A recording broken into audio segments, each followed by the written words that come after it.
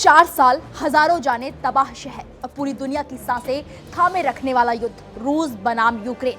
लेकिन अब इस जंग को खत्म करने की दिशा में एक ऐसा बयान सामने आया है जो इतिहास बदल सकता है। ये बयान है यूक्रेन के राष्ट्रपति वोलोडिमीर जेलेंस्की का। जेलेंस्की अब नाटो सदस्यता की अपनी जिद छोड़ने को तैयार है। तो सवाल बड़ा है, क्या ये युद्ध विराम की शुरुआत है और क्या रूस मान जाएगा? क्या डोनाल्ड ट्रंप इस युद्ध को रुकवा पाएंगे? इन तमाम सवालों के जवाब आपको दिखाएंगे इस रिपोर्ट में। दरअसल रूस और यूक्रेन के बीच चल रहा युद्ध अब अपने सबसे नाजुक और निर्णायक मोड़ पर पहुंच चुका है।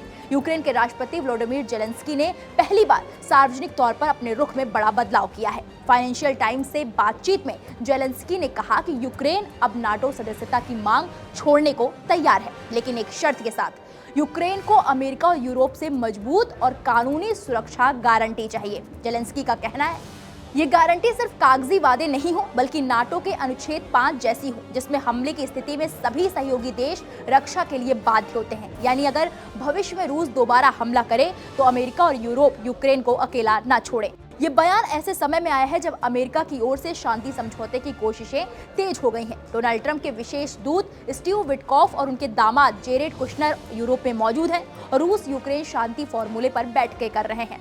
मीडिया रिपोर्ट्स के मुताबिक अमेरिका चाहता है कि मौजूदा फ्रंट लाइन पर सीज फायर हो और यूक्रेन कुछ इलाकों पर समझौता करे, लेकिन रूस अब भी सख्त रुख अपनाए हुए है। रूस के राष्ट्रपति व्लादिमीर पुतिन की मांग साफ है, यूक्रेन नाटो से पूरी तरह दूरी बनाए, डोनबास के विवादित इलाकों से सेना हटाए और यूक्रेन की जमीन पर नाटो सैनिक न हो।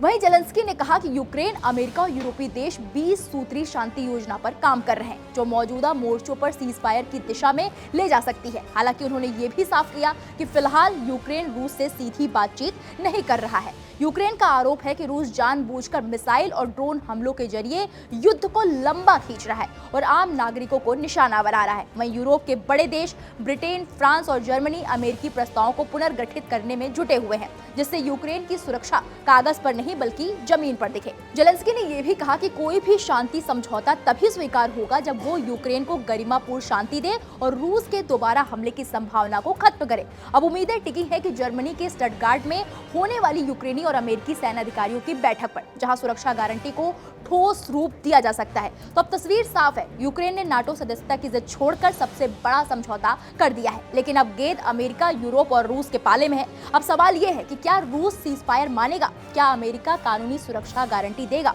और क्या डोनाल्ड ट्रंप इस युद्ध को खत्म कराने वाले नेता बन पाएंगे? इन सवालों के जवाब हो सकता है आने वाले कुछ दिनों में आपको मिल जाए। फिलहाल इस पूरे मामले पर आपकी क्या राय है, हमें कमेंट बॉक्स में जाकर जरूर बताएं।